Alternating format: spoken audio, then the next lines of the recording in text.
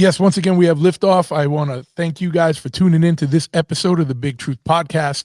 And I'm stoked to have my man, Christian Yordanov, here with me today. He's a functional health practitioner, and he's the guy I've been working with for the last few months. I know if you follow me on Instagram, you've seen some updates here and there. I've been loath to give any full updates until I'm kind of a little further along in the course, but I can tell you progress has been fucking great.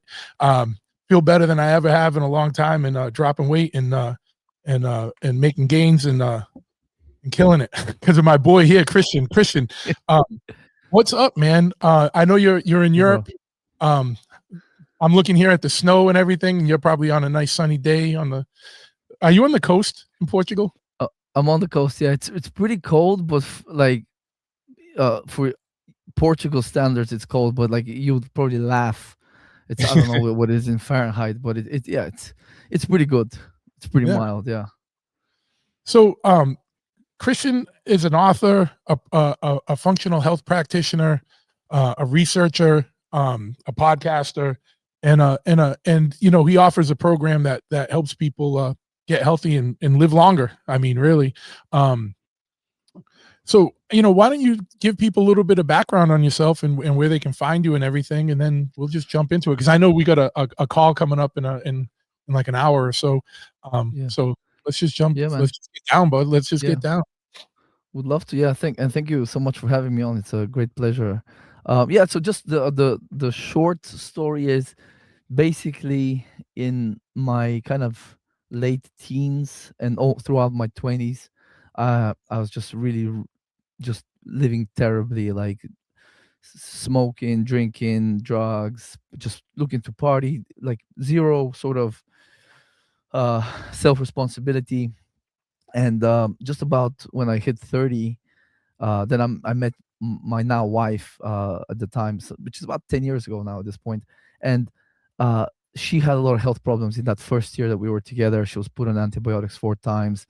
She developed, thrush, and they put her on birth control for that. So I was like, what the hell? What the hell is going on? Like these people are like monkeys could probably do a better job helping her out. And at the same time, my grandmother was in her last kind of years and all the suffering, like in the last especially 5 years of her life, but just the last couple of decades of her life was just pure pain, suffering, torture, operations, drugs, and just really, I saw how horrible her quality of life was. So I just had a little bit of a wake up call at that time. I'm like, hot diggity! Like if I don't get my shit together, I won't even last to my 80s. Like I'll probably like 50, and I'll be like deteriorating. So that's when I really started to kind of get onto the health piece, and it just very quickly turned into an obsession. And then I very quickly found out why I was always throughout my life fleeting from subject to different subjects. I had a lot of different interests, but I never stuck with anything. It's because I hadn't found my calling yet. And I at that point, that's when I realized, this is actually, not only do I have to do this for me professionally so that I can stay on the straight and narrow, but I need to pay it forward what I've learned. And yeah, it's been an amazing journey getting to work with guys like you. It's especially guys and gals from the truth community, the freedom community, because these are my favorite people to support because these are the people I want to be as healthy as possible. You need these people around for when something goes down. I need these people to be really feeling well and healthy. I feel like it's getting crazier by the day out there. But so you kind of you got into things almost out of necessity, like, you know what I mean? Like you had some health stuff going on. Your girlfriend or fiance, or your girl at the time, but before you married, we just met there, yeah. And then and family and stuff. How did you go about so many people are just caught in the grind of like, you go to your primary care and and then they just refer you to a specialist and you get on meds and you do this. Like, how did you break out of that cycle, and like, where did you start looking for information, or how did you get into like, and I might be jumping around here. Then like, how did you go from doing your own research to getting into like becoming a full functional health, practitioner and coach, or mentor, or whatever word you want to say, or teacher, Yeah. So the first thing I did, of course, as I'm sure most most of the listeners would do, is like I started listening to podcasts. I had Yeah, just discovered podcasting at the time, and the unfortunate thing there is the big sort of the big dogs that many of us, you're either you're mainstream, or you kind of your next avenue is the alternative mainstream, which is still, in hindsight, now that I know what I know, it's still pretty, like, it's pretty bad. I have to say, just so I started listening to like biohacking podcasts, and at the time, it was already all the rage was keto and fasting, yeah, and autophagy was kind of the big buzzword. They had just kind of in 20 that was 2018. So back in 2016, they had actually awarded the Nobel Prize to some Japanese researcher that had kind of elucidated some of these autophagy sort of mechanisms in the cells.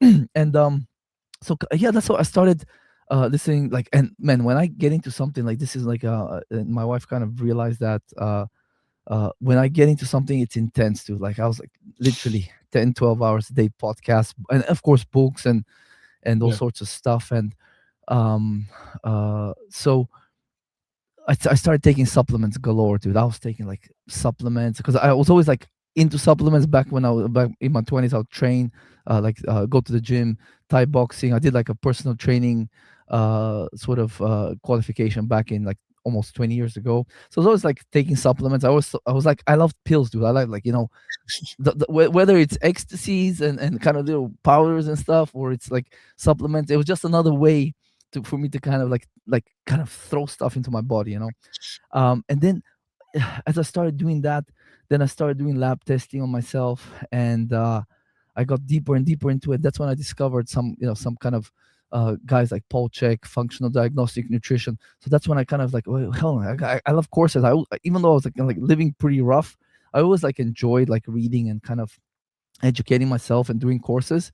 So I was like started doing these courses, and that's kind of how it started happening. And as my wife's health improved, as my health improved, um, that's when I kind of realized, this could turn into something. Then I remember back in 2019, that's when I kind of finished my functional diagnostic nutrition course, where they taught us how to use lab testing in a clinical setting. And when the day I graduated, the day I kind of did my final exam, I remember I immediately got those guys to order a stool test for my mother, who had been suffering with IBS for about 13 years up to that point. So from 2017 to about 2019. And I already knew, I kind of had a feeling what she has. I thought she had H. pylori, Helicobacter pylori. And we did that test, and I was correct in my sort of assumption. And I helped her basically in a few months. She started like it was rough. It was hard because she was in her like almost 60, but she got to the point. So first she would like writhe. She would eat some food and she'd like writhe in pain, holding her stomach, or she'd have headaches pretty much after every single meal. That's kind of the state she was in. It was horrific. To 8 months later, when COVID hit in March 2020, she basically could eat raw garlic without any you know discomfort. So that's Yeah. where we got her. And kind of that was like one of the sort of the first instances where I helped someone other than myself. And during that time, I was also writing my book on autism, which I published in March 2020. And I started working more with families, with kids on the spectrum. Then I started helping the moms, because they needed more help than the kids in many cases. And that's gradually how it kind of, and now here we are. Yeah. Um, So yeah, and it's crazy, man, because I see it. I don't know if it's because I follow you, and I get stuff every day now for like functional health, like trainings and this and that. And I feel like it's something that's emerging, which can also be dangerous, because if people get into it and they're not as obsessed with it as you, then it could. I don't know if there's different levels of quality of people. You know what I mean? Like, and Mm, you, like you said, you get obsessed with stuff, and you're like putting 10, 12 hours in a day of reading and absorbing material. Never mind just your coursework, just like outside of that. And you mentioned Paul Chek. That dude's a beast. Paul Chek is a yeah, beast. I used yeah. to I followed him before I knew about you. But for people that might not kind of understand, let's dial it back, because like for some people this is going to be the first time they've heard of like functional medicine or functional health. Why don't we just talk a little bit about what that is and what it compromises and how it differs from what the care you might get just going to a regular primary care. Because what I'll say is, when Yeah, I started training with you, like literally you spent more time with me in the first 2 weeks we knew each other than the last 15 years with of dealing with like my primary cares. Like they give you like 15 minutes and it's in and out, bang, bang. Unless yeah. there's like a big issue, like you go so in depth and so deep, and with the testing and all that stuff. So why don't we just kind of give like a rundown on what this is and how it might differ from Yeah, the yeah. care people are used to getting, and what the benefits of everything is. Yeah, I mean, if you want to call that care, even Oh yeah, I, exactly. like I sometimes I want to call it not health care, but a disease don't care basically, because it's Yeah. unbelievable. Yeah, yeah. Yeah, it's Um, actually just pharmaceutical dependency management, you know what I mean? Let's keep yeah, you on that exactly. for as Make long as sure we the can. dose is right and Yeah, all yeah, the stuff and it's like, periodic. "Okay, let's give you some more side effects so we can give you some more stuff to deal with those side effects." Exactly.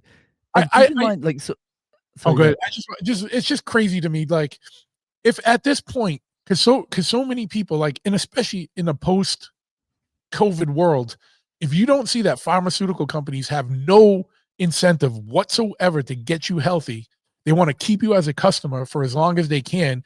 And if you're healthy, you're not a customer. Like it's like you got to pull your head out of the sand with this. You know what I mean? And have a healthy skepticism. I'm not saying that everything that pharmaceutical companies do is bad, but for by and large, man, like you got to go in it with some skepticism and distrust. You know what I mean? And Yeah, and question. I actually my background on my computer, I just kind of minimize all the windows just to see it.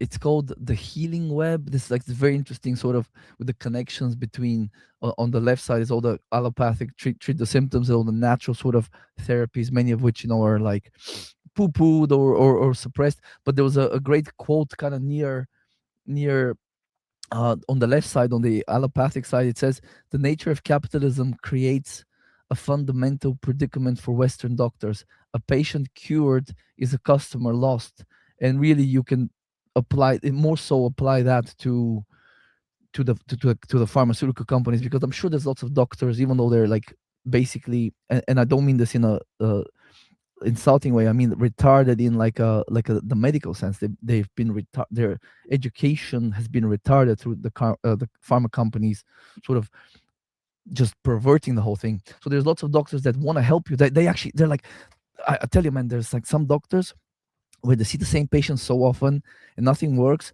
they just like next prescription that they're probably like saying a prayer to their deity. I hope Yeah, this I never see this person again. Maybe something magical happens with this particular drug, but just yeah. completely again, like, I don't mean it in a negative way, but they've clipped their wings from day one in the in medical school, um which kind of that little sort of tirade basically made me forget your question to Oh, begin with, just more brother. like, get into the basics of Oh like yeah, what the functional, yeah, functional. functional. Oh yeah. So I love sort of the analogy. If you have a gut problem, let's say, I have some clients um that have been diagnosed with inflammatory bowel disease or irritable bowel syndrome, IBS. So IBD, IBS, those are like some of the main things you're going to get diagnosed with if you go to the doctor with a gut problem. And usually um when you go to the doctor, the first thing they do is they do scans, and they might maybe do a colonoscopy. If it's more like GERD, like a reflux, they might do like a endoscopy, and like just like sticking things in your orifices, scanning you, irradiating you.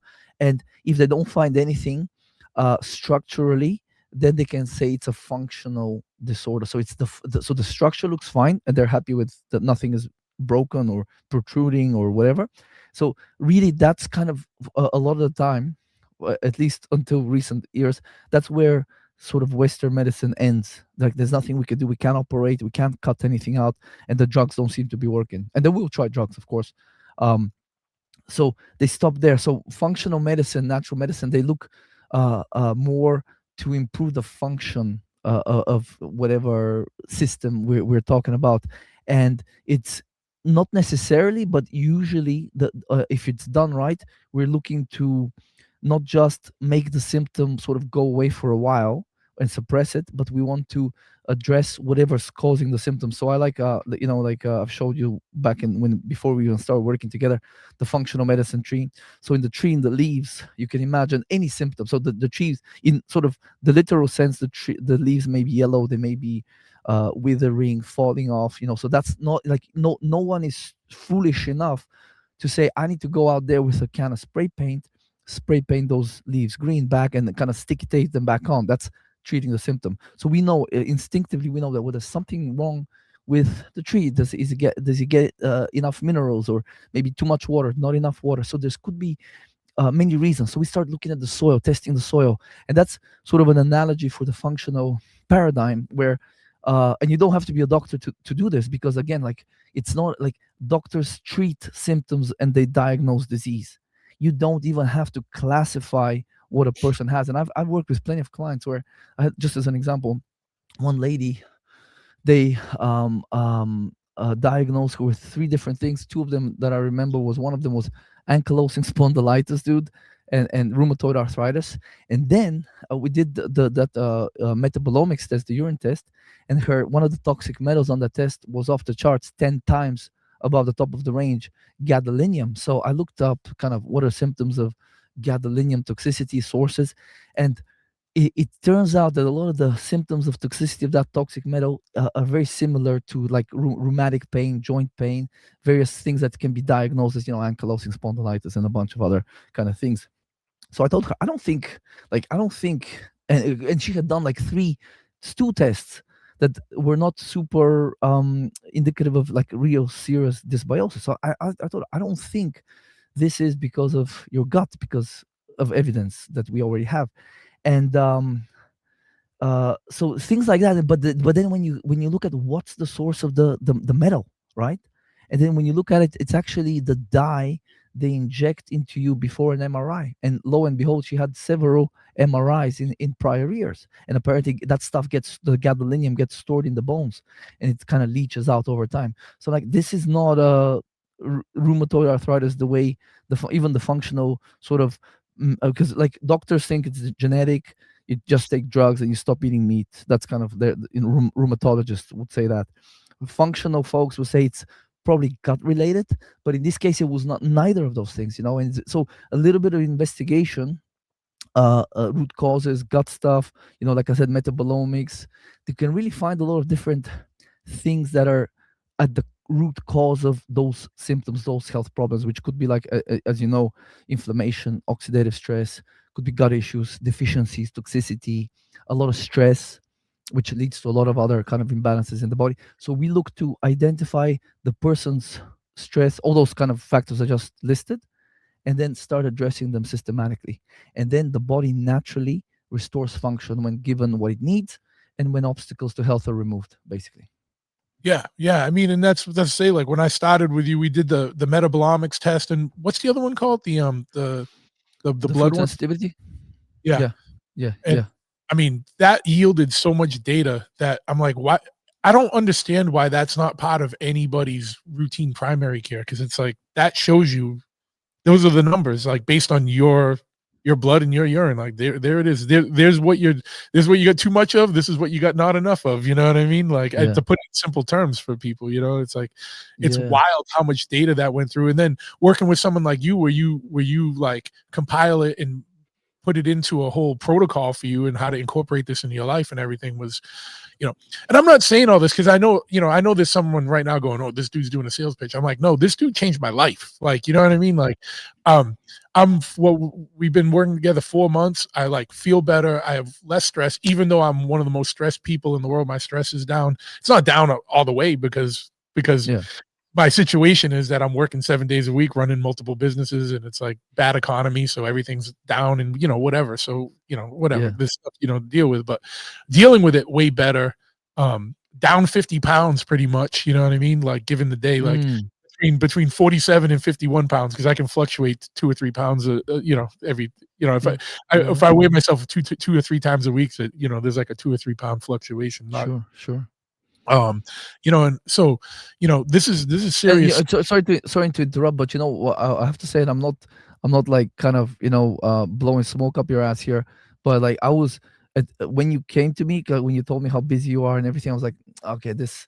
I hope he does at least half of what I tell him. But you Yeah, did, dude. You did everything, and I have to really sort of pay my respects, because like I have people that do half as much as you do or less in terms of like busyness and stuff, that do way less. So the fact that you actually went and you did everything, and it doesn't even have to be perfect, as you know. Like I don't expect anyone to be perfect, especially around Christmas and Thanksgiving and stuff. But like the fact that you did it, man, like from the get go, I was like, man, this guy. I just had a good feeling about how it's gonna yeah. unfold.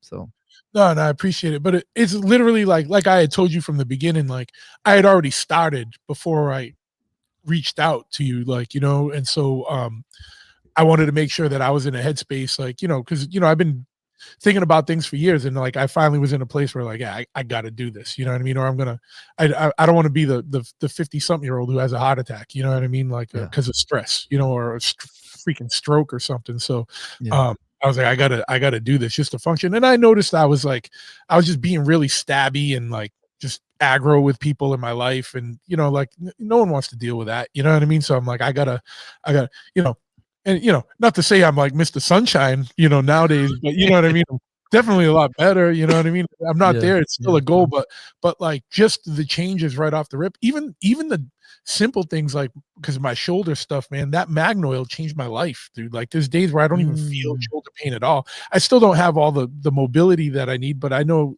I got to do a little more PT type stuff with that, or mobility stuff, which I do. I don't do heavy shoulder stuff at the gym anymore. I do more like mm, more mobility stuff. But like everything I learned, like it's just like it's helped me so much that like people got to know about this stuff. Like because if it helps me, it works for anybody because it's common sense stuff and it's not hard. You know what I mean? Like because it's what I liked about dealing with you too, and we're still in the I'm still dealing with it. It was just like there's so much out there. We're in a world right now where we're so inundated with information and we're inundated with misinformation. We're inundated with just like wacky like programs, like and and like you said, like keto and fasting, like were the things when you that were big when you first. They're still big, you know what I mean, and still they're bigger, yeah, yeah, yeah, or bigger.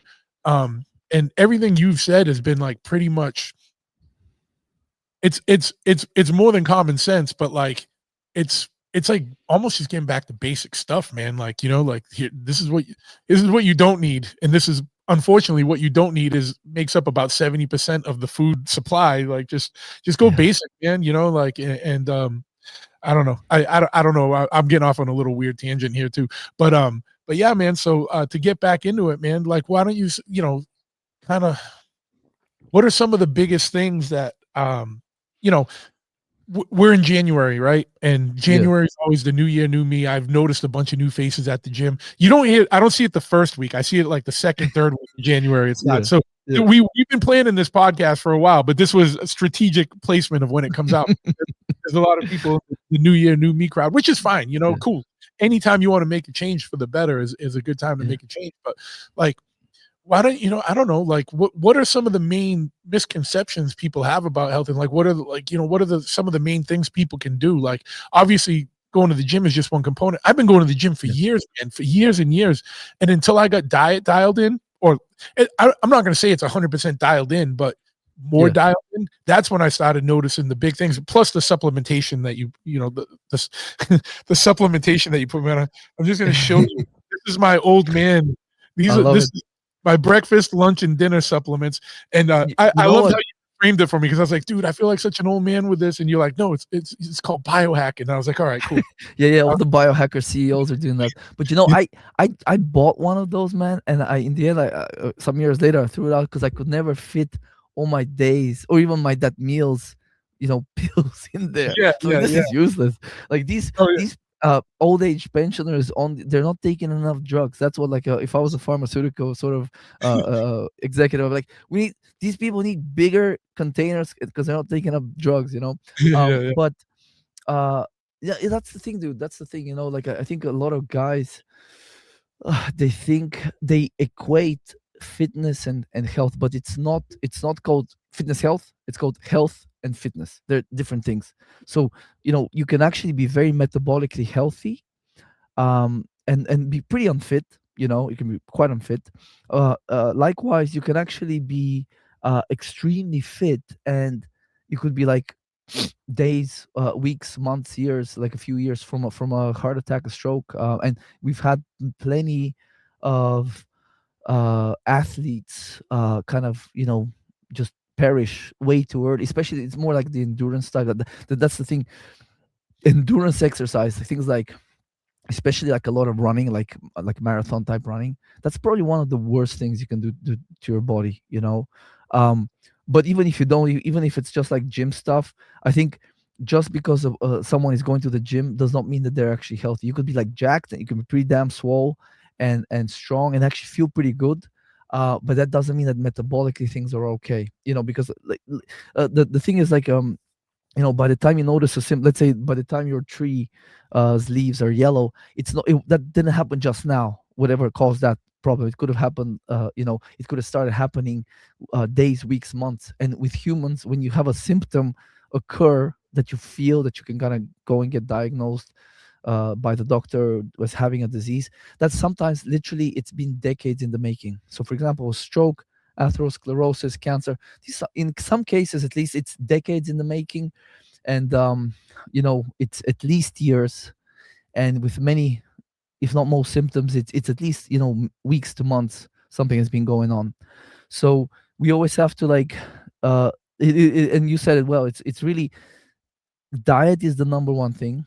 um but also we have to supplement in the modern world, because for many reasons that, of course, we could discuss that for like hours, why supplementation is important. But if you can dial in those two things, so really that helps a lot. Because when you improve diet, I think what people just kind of forget is how deep and nuanced this whole thing is. So when you improve diet, well, what are you doing? Well, yes, you are giving your body more nutrition, which means it can do more things. If you had deficiencies, you're addressing those deficiencies. But at the same time, when you improve the diet, you're actually adding less poison. So pesticides, herbicides, chemicals, emulsifiers, I mean, just like literally there's like at least 2,500 chemicals that are kind of have been okayed to be used in the food supply, at least, that we know about, that have been kind of classified, grass, generally regarded as safe and whatnot. So you're adding less poison. Well, what does that mean? Well, if you add less poison, like pesticides and kind of stuff like that, and metals and whatnot, well, that means that less of the other nutrition that you've added has to be diverted to deal with the poisons and the toxins.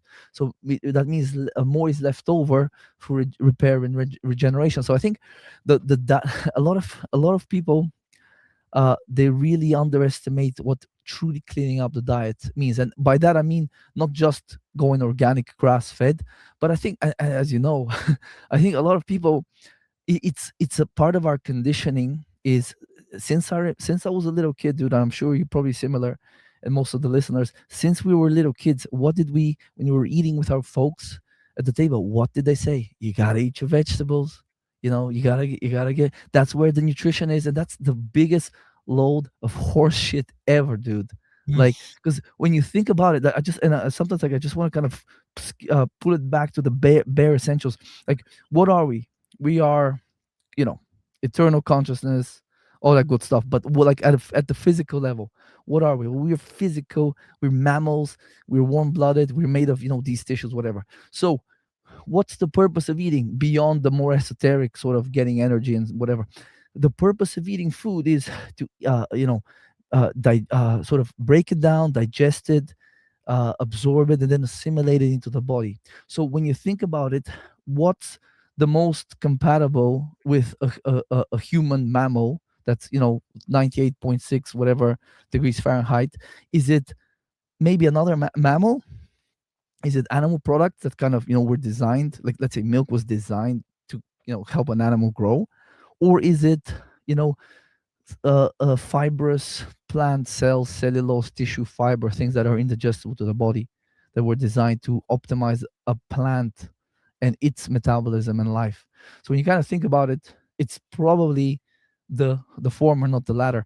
And that is where we've been brainwashed by the science, just the whole that word phytonutrients is in and of itself is a scam, because a lot of what's in the plant, so phyto means plant, nutrient obviously everybody knows, nutrient means something that's required for life, not chemical.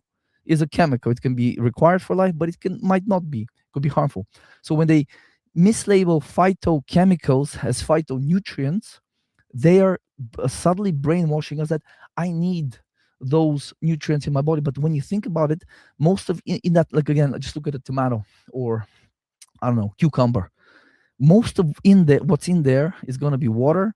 It's going to be fibrous cellulose stuff that you can digest, and then there will be, depending on the plant, there will be some things that are compatible that we can extract. So certain minerals, potassium, vitamin C, various B vitamins, so on, some amino acids, protein, fats, etc. But that's still not optimal. It's like, you have a specific machine that designed to run on X fuel, and sort of components and parts, and then you try to crowbar other things that you've kind of picked up from, over the years. That's kind of the way I kind of see it. It doesn't make sense, and so many of us are brainwashed on this. So if you can get over that, not only does a lot of guilt go away around, oh, I didn't eat enough vegetables today, I'm a bad person. I used to buy broccoli and spinach and all this nonsense, and it would just rot in the fridge, and it would throw it out. And I was like, oh my God, I'm wasting so much money on this organic shit. It's like $3 for 3 ounces of this nonsense. You could buy like steak for that kind of money. And I would feel guilty. And then when I realized that there should be no guilt around not eating your vegetables and whatever, you're saving money that can be spent on better food, and a lot of this sort of guilt around it goes away. So that'll be like one tip now for folks listening. You don't need to eat more vegetables this year. That shouldn't be your resolution. I absolve you of any guilt around shitty ass vegetables. The vegetarian contingent is gonna have have some Come at me, bro. Come so at me. so like you started to say, like, what's so in your research and background, like, what is best for the human body, like, you know what I mean, like, what is it that we need? And I know it could be different for everybody based on genetics, or sensitivities, or things like that, or the stuff we've encountered in tests, like what some might have too much of or not enough of, things like that. But in general, what are the things people should be focusing on, like, getting in? I mean, like, honestly, man, like a lot of it is just the opposite of what we hear in the mainstream. So in the mainstream they say, reduce red meat, ideally eliminate it, focus more on fish. I'd say the opposite is correct. I would rather clients eat more red meat. And I had one guy, CEO, very kind of busy, wealthy, all that stuff, and his doctor had gotten him off. He used to hunt and everything. He's back hunting now, but he used to hunt.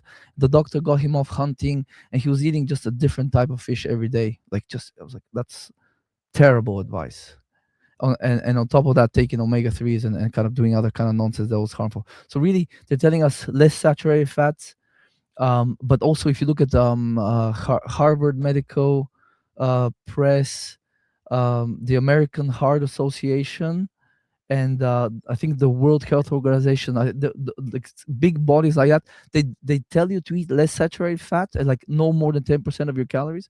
But actually, they're very happy telling you that you should get 5 to 10% of your calories as omega 6, like from oils and nuts and seeds. So that's another thing that's like a huge sort of horrific sort of basically designed to make people develop disease a lot faster recommendation. So I would say I would actually increase my saturated fat from good high quality sources, very important, and I would reduce as much as possible sources of omega 6 fats. And as you know, Josh, like I actually personally, I don't eat any nuts. Well, I mean, here and there, like if I'm having, like, if we're out and maybe like have cake or something, or dessert, or my burger bun might have like seeds or nuts on it, whatever. Like, I'm not like militant about it, but as a daily staple, like I think nuts and seeds. And the crazy thing is, if you go and look at the research, you will see all of this sort of data, quote unquote data, because it's all associational nonsense, but all this data that says, but nuts and seeds are really associated with with all these other benefits and stuff. Which so it, like in the sort of, especially the epidemiological data, and I know you kind of have an understanding of these things. That's why kind of we can talk about it. But in the epidemiological data, they're very it's very easy to manipulate stuff. So vegetables are associated with better health outcomes. Red meat has been associated with, like, more colorectal cancers and various kind of poor health and kind of cardiovascular disease. But we know there's a lot of different biases in that research that could be messing with it. So I would say, not as a rule, I wouldn't like live by this rule, but a lot of what the mainstream recommends, I would almost be like, okay, let's figure out, is it the exact opposite? Because oftentimes it is. No, eat less, for example. Is And the other one, I'm sorry to kind of harp on here, but this one might blow your mind. But I think, dude, the whole thing around sugar is yet another psyop, man. I think sugar, and even granulated white sugar, I don't think it's that bad. Uh, and I wouldn't eat it every day and type thing. But if I'm in a pinch, like, I would rather have some sugar than like nuts and like oily stuff, like whatever nonsense, like chips, stuff like that. So I think they used um, sugar is the very convenient scapegoat, because our sugar consumption did increase over the last 150 years. That's true. Even though it's been around for centuries prior, it has increased now in the last century and a half. What they're doing is they are using sugar as the scapegoat, whilst the seed oils, because there's a lot of kind of, it's a government subsidized industry, there's a lot of interest, a lot of powerful people became very rich over the last 120, 30 years with that industry. There's a big lobby, so they want to protect that, and there's nobody's talking smack about seed oils in the mainstream. In fact, if you go find mouthpieces of pharma, I forget the names of some of these websites, some clients send me stuff once in a while, you will see that there's articles in there debunking all this seed oil sort of panic being. And there was one article somebody sent me, that beef tallow is no health food, and actually soybean oil and all those other oils are actually much healthier than beef tallow. That's the kind of shit that's being sort of thrown at normies everywhere. So Yeah. we have to really, anytime there's a big hoopla about a specific recommendation, I think we have to think, a, is it the exact opposite? Because sometimes it can be, but more often than not, it's like, there's a lot of nuance that we have to get in Yeah. and understand in there. Yeah. And and obviously people's genetics and sensitivities come into play, and things have to get fine-tuned and tweaked to them. But we just for this conversation, we could talk in general. But I mean, the way sugar is vilified now is how, like, butter was vilified, or things like that. Yeah. And if you think about it, if you look in the 50s, everyone was skinny and they were eating steaks, potatoes, butter, and you know what I mean, and whatever, like, Coca-Cola. yeah.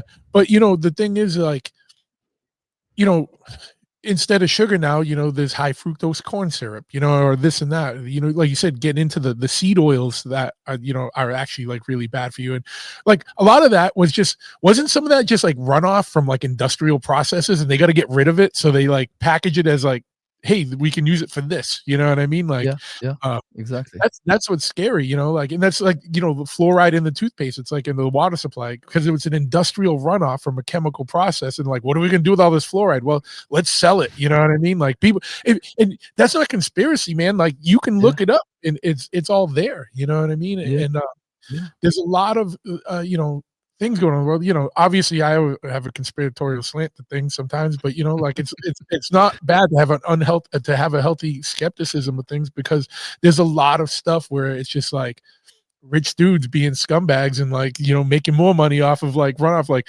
we did all this stuff, and now we have all this extra stuff. Like, let's sell it off to the suckers, basically. And yeah, but I mean, what I can attest to is that um before I started working with you, and I'm just putting it out there, because I'm just putting it out there as a testament, because people know me, that, like, I like, my word is bond. Like, I'm not gonna tout anything that isn't real or doesn't work. Like, before I was working with you, I was on, like, 3 to 4 energy drinks a day, and doing a pre-workout, and all this other stuff, and eating out a lot more and stuff. I don't take I maybe have not going to say I'd have none, but maybe one.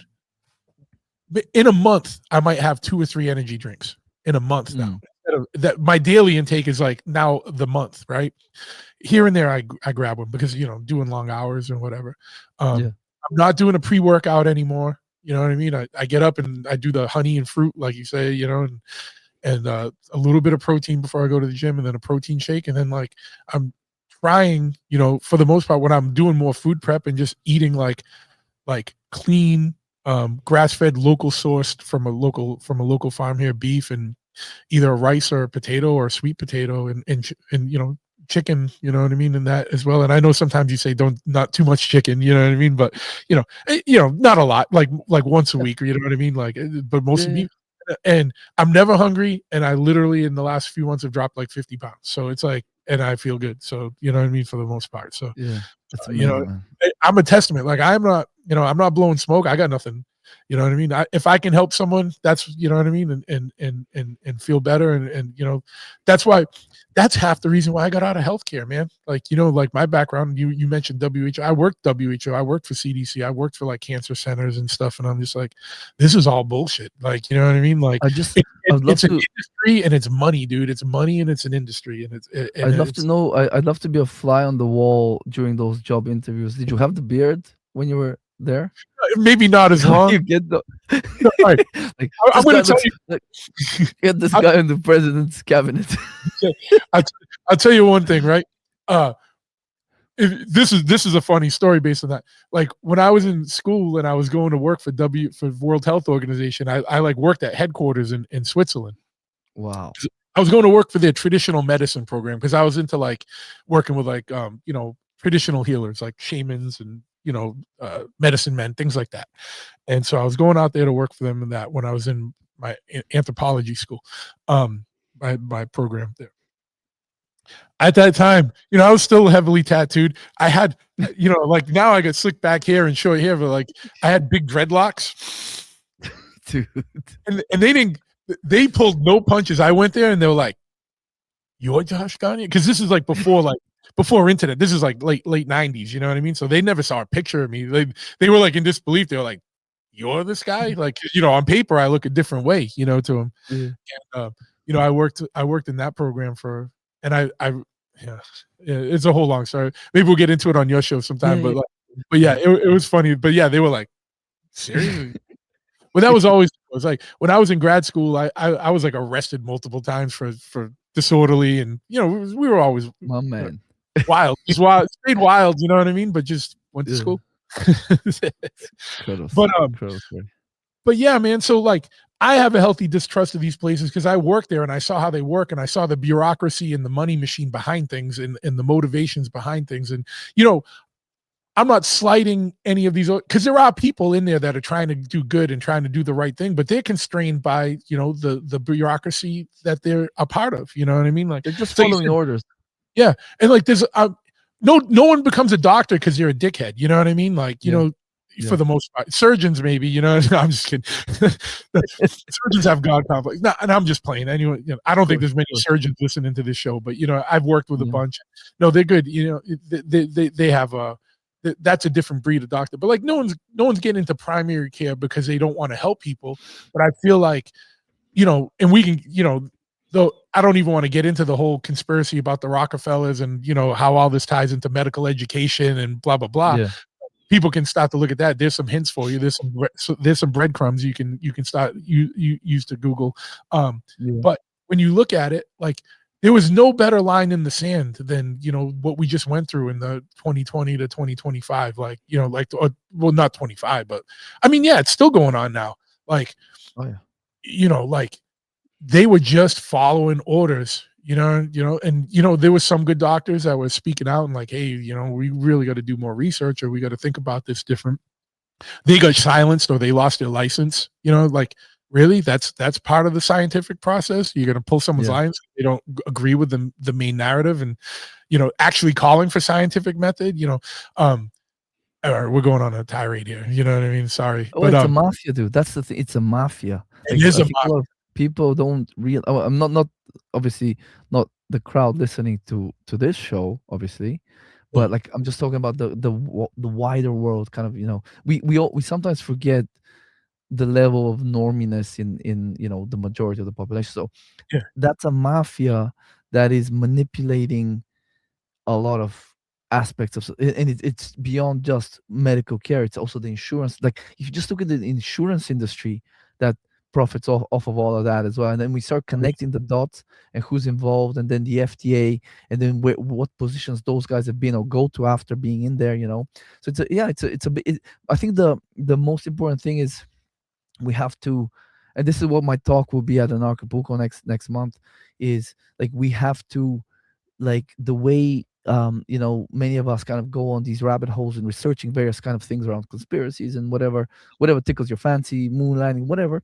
We have to have a similar sort of, at least in my view, I'm not saying we have to enforce it or anything, but like if we want to survive and thrive in the modern world, we have to really take a little bit of self responsibility, and not abdicate that to it doesn't, like even myself, like I have some clients that they're like, most people that come to me are very easy to work with, but like I have people still that want the rationale.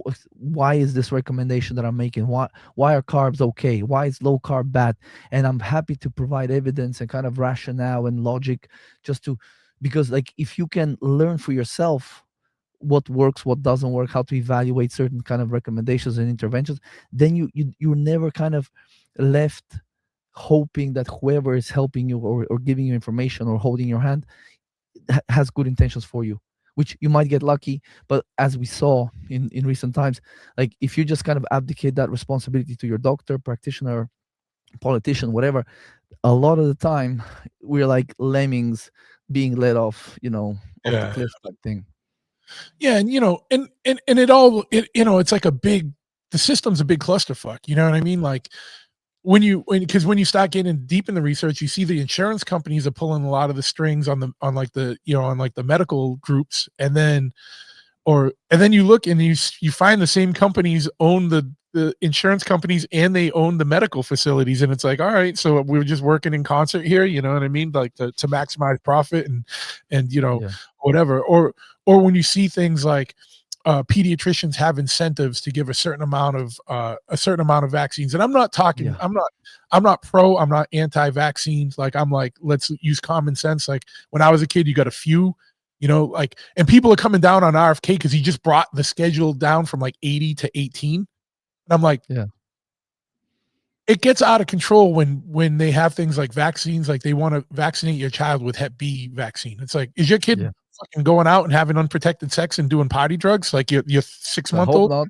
Oh, I hope Hope not, not. Like, because it can go out there and live on their own if they yeah, are. yeah, yeah, yeah. So like, why would you need to give a kid a Hep B? Now, obviously, there's certain ones that are good, and then there's certain ones that are just, they're just there to make money, and that's always it. Just you got to follow it, you got to question it and follow the money. That's why you got to get second opinions on things. Yeah, It's crazy. You got to be an advocate for yourself because no one's going to advocate for you.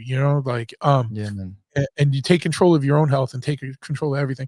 So, we've been, with diet, what are some basic guidelines? Because there's so many myths about like, you need to fast, or you need to do low carb, or like you got to do this or that, or like avoid, like you said, avoid meat. Like I've cut out pretty much seed oil as much as I can. Like I use beef tallow at my house, you know what I mean, when I'm Mhm. making a steak or whatever. I use cast iron pan. I'm not trying to use anything like any non-stick or any.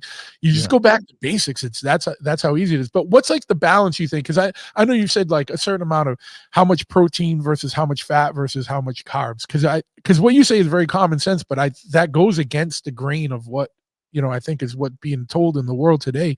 And um yeah. I I think don't think people know. the big one of the so and I'm gonna talk like I said to you, I'm speaking at an Acapulco next month, and Yeah. kind of I'm thinking about how to frame this to the conspiracy minded The listener was or it audience. In Acapulco or Y- whatever, the Yeah, conference yeah, there? yeah, yeah. That sounds so awesome, man. I wish Man, like I wish I I had it would to. have told you about it, but I know like you can't probably leave all your businesses and stuff. I'm trying to So get you would love in it. a better place so I can go, like, next year. Like, next year, I wanna be Yeah, able to have more more freedom to travel. You Yeah, know what I yeah. mean? Um, Yeah, so I've been thinking about a lot about how would I kind of present this info. So the way I was kind of thinking is, let's say I was a lizard person. If I wanted to mess people's health up in a very kind of insidious way where very little can be pinned on me, well, how would I go about it? And dude, I'll tell you, I've been thinking about this kind of as I'm going to sleep, and I'm like, uh, just kind of getting ideas, and I'm walking my dog, and I'm getting ideas. And to be honest with you, man, I wouldn't change too much of what is already happening. For example, let's say kids are kind of coming up in their teens or early 20s, super impressionable. What would I do? Well, of course, you have to give the illusion of choice to people. So I'm gonna manipulate especially the girls, like a more sort of these more sensitive types that we're killing the animals and torturing them. So it's really like you just need the vitamins, minerals, everything, the protein. It's all the same in the plants. In fact, evolution, gonna, of course, because everybody believes in evolution out there, evolutionarily we all lived at the equator, we all came from Africa, and we only had you know fruits and vegetables to eat all our millions of years. So that crowd, I would like help them make the choice to go plant-based largely, or full vegan if they're extra sort of determined. On the other hand, I'm gonna appeal to the guys in various ways, like you know the, the male ego is a lot more easy to kind of manipulate. That macho isms, like, oh, dude, we're hyper carnivores, all you got to do is meat, we just ate meat for 2 million years, homo habilis or whatever, just ate meat. Even though, again, that's another religious belief that we have only evolutionary biology, which is based on, like, dude, like, just some bunch of god knows think tanks decided this is how it happened. We have no idea what was going on in the world even 300 years ago. All the I don't know if you ever like talked to folks about on the show about Tartaria and the mud floods. Like, we have no idea, dude. right. Yeah, No, the yeah, fact that, that's coming. That's coming. yeah, yeah. So we have like I just yesterday I saw there's some I think on the Easter Island there was some kind of architectural sort of artifact. The way they were putting the blocks together, there's like a middle block joining them. There was the exact same in Egypt. So it's like we have no freaking idea what the hell's going on, or especially about our distant history. But anyway, it's another very sort of a great way to get guys to just do more keto because it's ancestrally consistent, and carnivore. So in both of those extremes, I, you would fuck your health up on a long enough timeline, and you have the illusion of choice here. If I could further mess you up, I would say I would get fasting into your head, dude. I would have everybody fast, whether it's for spiritual, religious purposes, or to upregulate autophagy to improve your health and longevity, based on what? On rat studies, dude, with zero human evidence that fasting actually makes you healthier or that will make you live longer. There's zero evidence. In fact, kind of researching this for my next book in a bit more depth. One of the biggest sort of fasting, actually a few of the biggest fasting proponents have sort of not circled back, but they've done a kind of a little bit of a 180 on the fasting. Walter Longo, I just saw a clip of him a few days ago. I kind of saved. I'm gonna probably put them into a YouTube sort of little mini documentary or whatever. He used to talk about like fasting is this incredible thing, you regenerate your organs. Now he's like, they asked him, what do you think is the best intermittent fasting period? He's like, I think about 12 hours is good. More of that, it would be stressful. Like, dude, like 12 hours is not even fasting. That's how most people eat, from 8 to 8, that type thing. So, but anyway, I would get people to fast because that is a very, very insidious way to mess somebody's health up. And the thing about it is, especially with the longer fasts, um, you will actually get benefits in the interim, especially if the food supply, knowing how the food supply is and how bad many people's diet is. If you actually start taking breaks from the terrible diet, you actually will feel better from the inflammatory things in the diet. If your gut is messed up from stress and glyphosate, fasting paradoxically will actually give you a little bit of reprieve from that immune system dysregulation, the gut dysfunction. If you have endotoxin producers producing bacteria that have overgrown, a lot of that endotoxin production stops when you don't eat, because they need substrates to grow, divide, and multiply. So Yeah. you actually will give people sort of benefits, initial kind of symptom lowering symptom improving benefits, but over time they just basically will degenerate their body and worsen their metabolism, and pretty much the body will eat itself, the bones, the joints, the skin, all the collagen in there um, will get used to make ketones, to make glucose. So that's another thing I would caution folks. If you're fasting, think about it. Could you get those same benefits without fasting? Because really, the fasting benefits are, like I mentioned, you eat less. First of all, if your diet is very crappy, you take a break from the crappy diet. If your diet is very um, it, you know plant heavy, that could be another thing driving gut problems, endotoxin production, and immune system dysregulation. So taking a break from a plant heavy diet will also give you ostensibly benefits. um but then uh the other thing is the spiritual benefits. Well, dude, of course fasting will bring you closer to God, to your creator, because you are slowly dying. It's like having a near death experience in slow motion, you know what I Just mean? take So some DMT, bro, like, and get the same yeah, place. dude, just smoke some bufo and Yeah. or take some shrooms, and you don't have to like degenerate yourself to connect with spirit. Um, So so let that's me, good.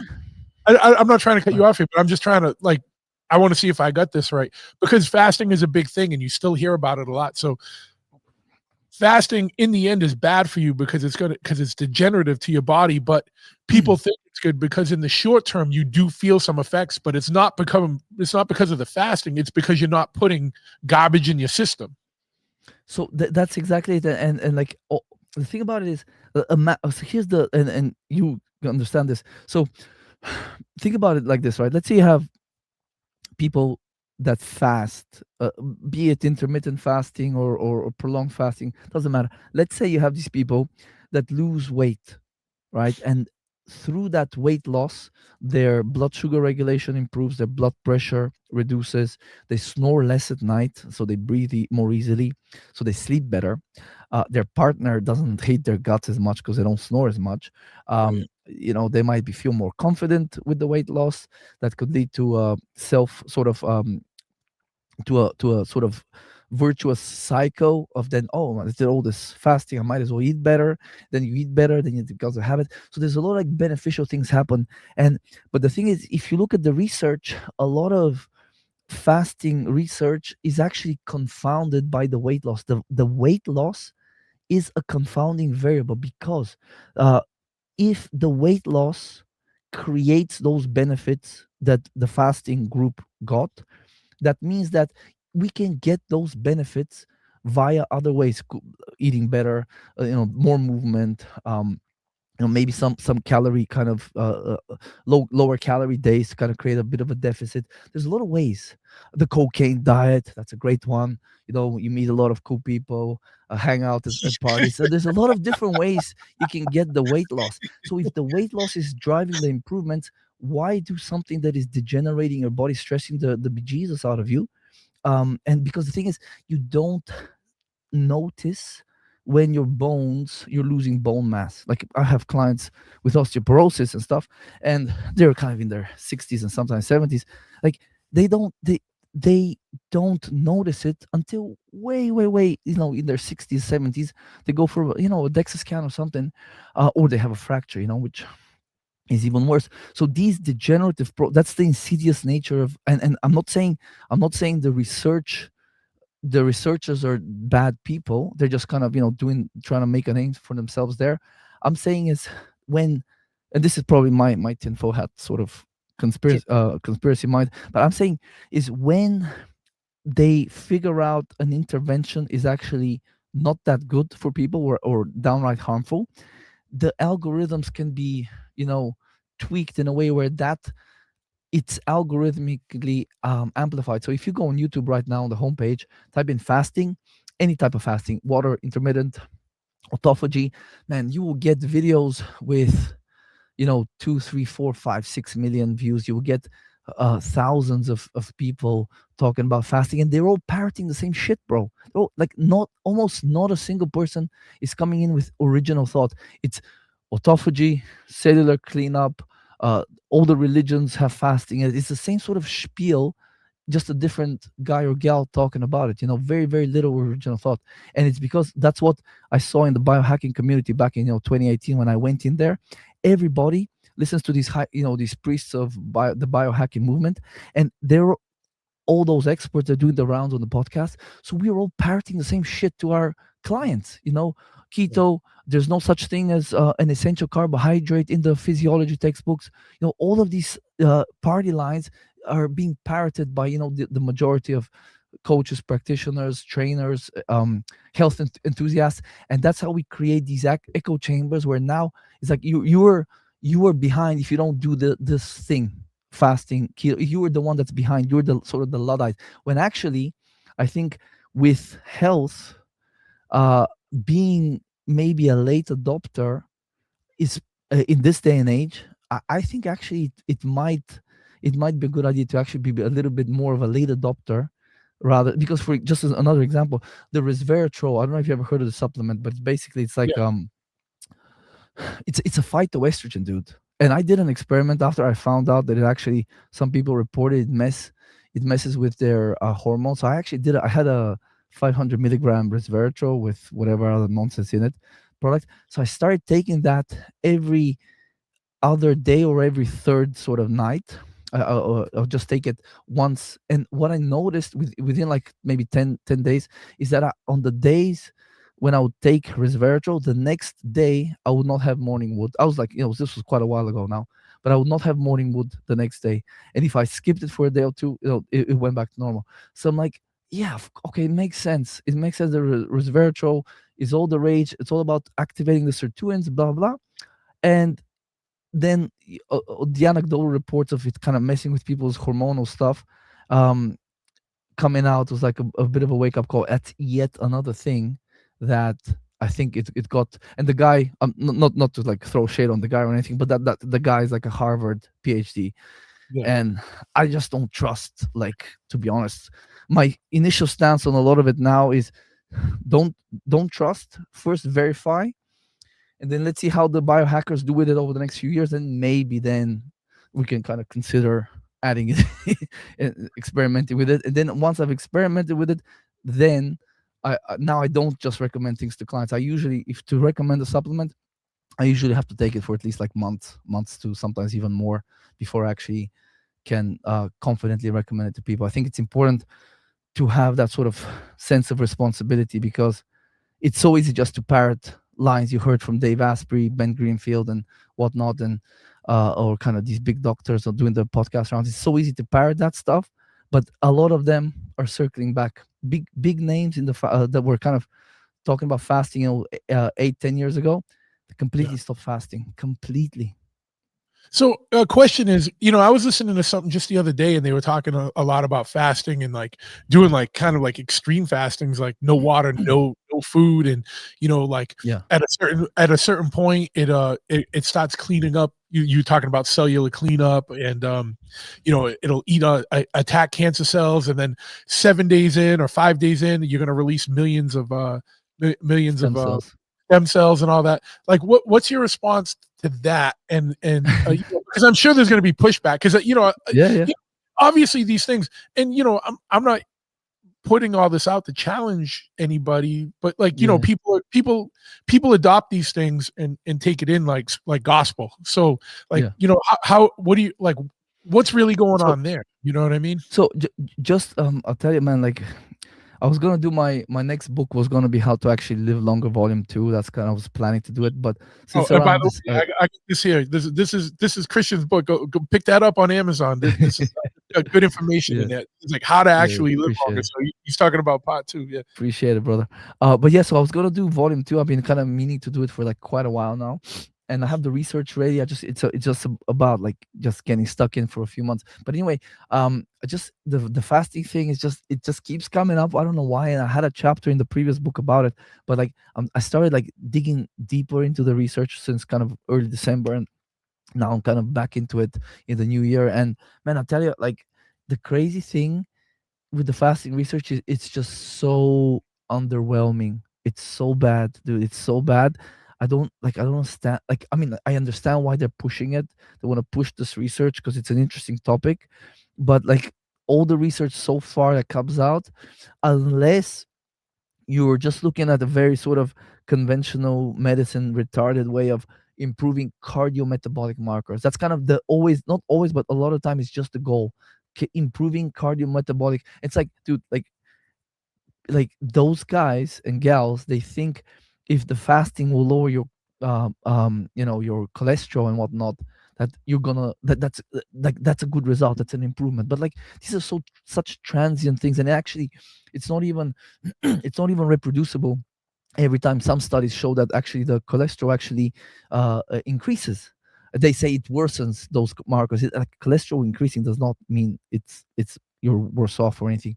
And then the some studies that look from the insulin resistance perspective, they actually find that after the fast, people are actually more insulin resistant. And then you have other guys that saying that it lowers inflammation, but I have studies showing that actually during the fast your inflammation increases, like based on things like C-reactive protein, interleukin 6. And then there was another study which was done in like on the mean age was like almost 30 men, young men.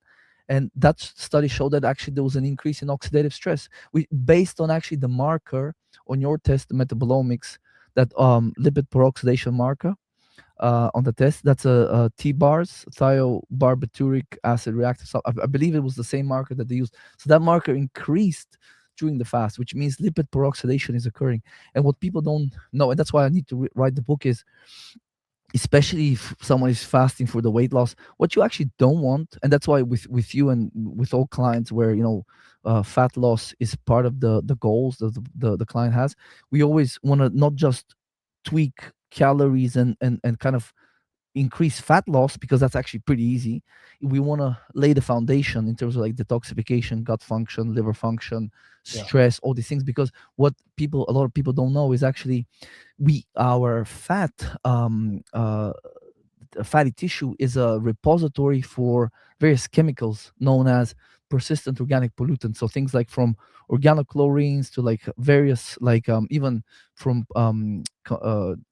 gasoline combustions. There's certain things that are lipophilic, so they have an affinity to our fatty tissue. So if you just start like rapidly losing weight, all of a sudden you're releasing not just a ton of these pops, persistent organic pollutants, but also a lot of polyunsaturated fats, because most people especially in the US, that have a little bit of like a excess weight sort of issue, a lot of that fat contains a lot of omega-6 polyunsaturated fats, and those are very unstable. So if you just like willy-nilly just open the floodgates, you got toxins now your liver's dealing with, and then it's also dealing with all these PUFAs that can be turned into inflammatory molecules, mediators like eicosanoids, prostaglandins. They can also spontaneously peroxidize whilst they're circulating in your body. They can damage, your vascular, your blood vessel lining,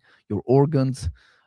So like, and then the byproducts of that damage, these byproducts, some of them can cross the blood-brain barrier, damage neurons, kind of. So like the whole thing about fasting for longevity, no evidence. The whole thing about autophagy, um, there's actually, like, if you look at the research, starvation upregulates the overall bulk autophagy, where everything is broken down indiscriminately.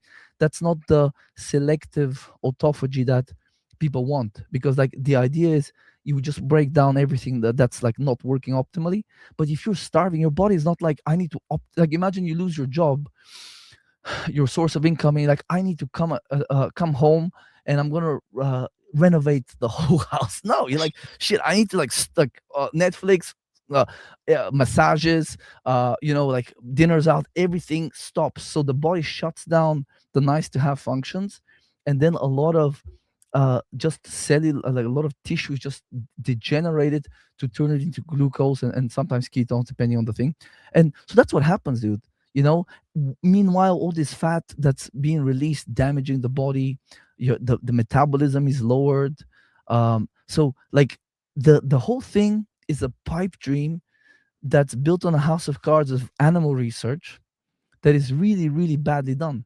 Because look, for example, some of the initial research on yeasts Like, how can you like extrapolate yeast studies to freaking mammals, dude? And then there was one in nematodes, C. elegans, where it actually turns out that if you starve that little nematode, it actually goes into like a somewhat like a suspended state akin to like a hibernation. So like yeah, it can live twice as long, but like dude, like we don't we're not hibernating animals. And then Yeah. rats, and then the rats that eat this trash, these pellets. Like imagine you take this animal is being poisoned with like soybean oil and ground up fish guts and heads and all this like shit, all this like the lab chow. So imagine, just imagine it eats less poison. You give it less poison. You fasted. Well, maybe that's why they're actually living longer and they're less unhealthy, because you're giving the animal is eating less poison. So the animal research is basically not not enough for us to say we should do this, and then the human data probably will not have for decades if we ever have it at all. So Yeah. I would be very careful. Yeah, so Sorry it's better to just to rise clean to up your add. diet than to fast. One of the other big things is carbs, and everyone there's like a big, what's going on with carbs, and that was honestly one of the biggest things I had to get over with you is like when I first started working with you was like it reincorporating because I was like, oh man, I'm supposed to eat rice, I'm supposed to have a potato, Yeah. like what's your take on carbs and like what's like a good healthy amount of carb versus like what's bad carbs and stuff Yeah. So actually, this reminds me earlier. I wanted to make the point. So when I was telling about if I was a lizard person, how I'd mess younger people up, yeah is actually when you look at it. If all the guys that you kind of convince to not eat fruit and carbs and stuff like that. So we actually we know that low carb diets actually increase cortisol, and no matter what way you figure out to increase somebody's cortisol, their testosterone basically is lower. They're almost like a seesaw. If cortisol is high, testosterone is lowered. Even if there was some, and some of the research is in the book. Like if you inject someone with um, hydrocortisone, that will lower their T. If you inject them with insulin, which clears the bloodstream of glucose, which then requires cortisol to come in and raise the blood sugar, that also lowers their testosterone. And by the way, intermittent fasting studies, uh, even after 4 weeks, testosterone is lowered. And huh, then 2 months it's lowered, and then up to 11 months they've done a few studies on that. So in all those cases, and in some cases like 20-25% reduction after 8 weeks, in young healthy men, no less. huh. Young, college sort of broke college kids do a lot of these studies.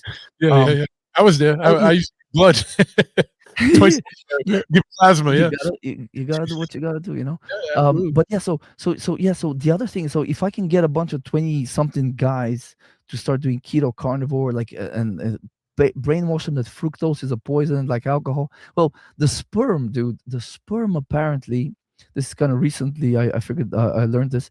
The sperm use fructose for motility, and like a lot of the cells in the testes, they actually use glucose, the Leydig cells. And so we actually like, in many senses it seems like eating a lot of fructose and like fruit and things like honey and stuff, it's almost like a signal it's summertime, there's abundance, it's okay now to produce, because you have you eat excess from what just your base needs. So the body's like, it's actually okay to have a libido, want to go and bang some cave chicks and procreate here. Things are safe. Times are good. Times is not tough.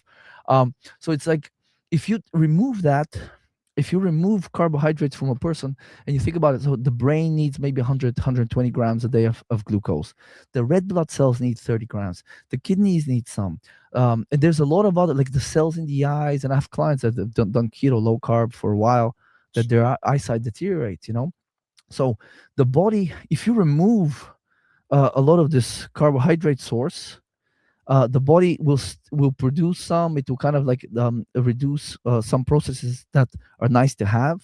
That so the brain will get its share, the nervous system will get its share, but just like it down regulates a lot of kind of nice to have things. Like, so that's kind of the rationale why, even though you can produce glucose in the body, it's not a sufficient. It just and some of the keto people will say there's no, like, glucose is non-essential, but they don't probably understand is glucose, it's nutritionally non-essential, but it doesn't mean it's physiologically non-essential, which means, yeah, you can produce it if you have to, but if you don't have it, you're dead. It's similar with water, dude. Actually, you can make water from fat, metabolic water in the body. um, so technically water is nutritionally non-essential, but we know that, if you get sufficiently dehydrated, you're screwed, you're dead. um so that's the thing. And especially, this is especially bad because at least if you go straight all the way into ketosis, and now when you're producing ketones, a good portion of sort of what the brain was going to use glucose wise can be satisfied by ketones. But you never, like, no matter how deep into ketosis you get, whether that's through fasting, starvation, or the diet, no matter how deep in ketosis you are, you will always be producing glucose. Something like, I think, like 70%, 60, 70% is the maximum that ketones can provide. So you're always like doing that. You're always degenerating something. Or at best, you're turning the protein that you eat from the diet, the keto diet, into glucose. But that's a very bad deal because 100 grams of protein is roughly going to get turned into 50 grams of glucose. And to get 100 grams of protein from meat, you have to eat probably, I don't know, at least like maybe 3/4 of a pound of steak. So it's a lot of wasted high quality protein. So there's so many problems with this long term. Now, short term, especially if you're young and healthy, short term it's fine to mess around, experiment with things.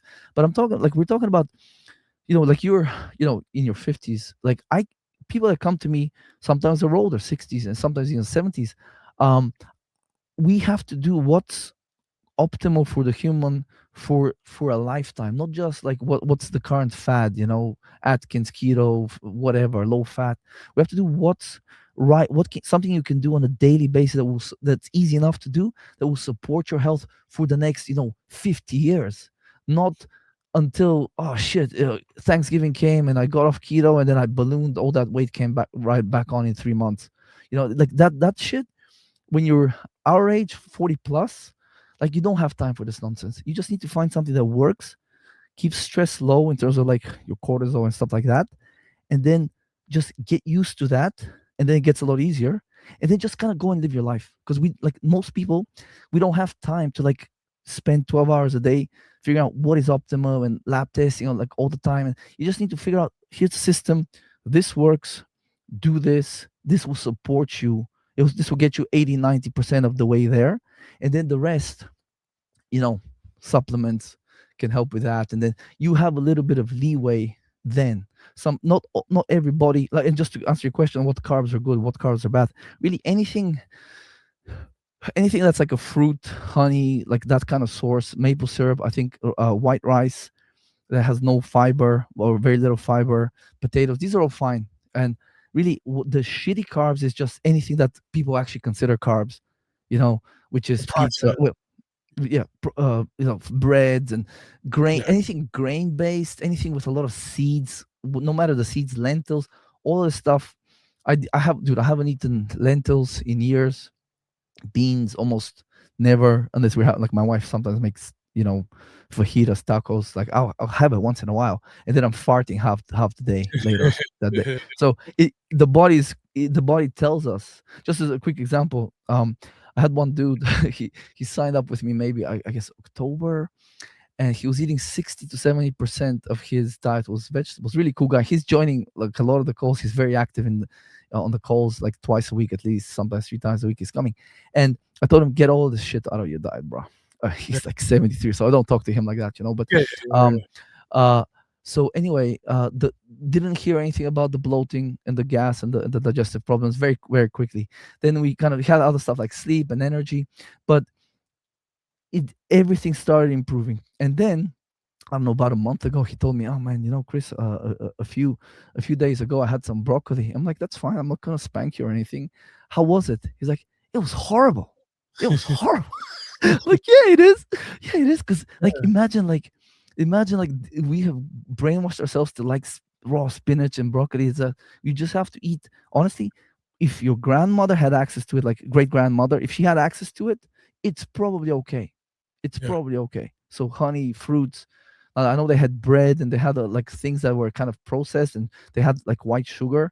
But again, like we've lived with grains, if we believe all this history, for like what 10,000 years, 12,000 years. So people did not have all these health problems, and sugar's been around for like hundreds of years.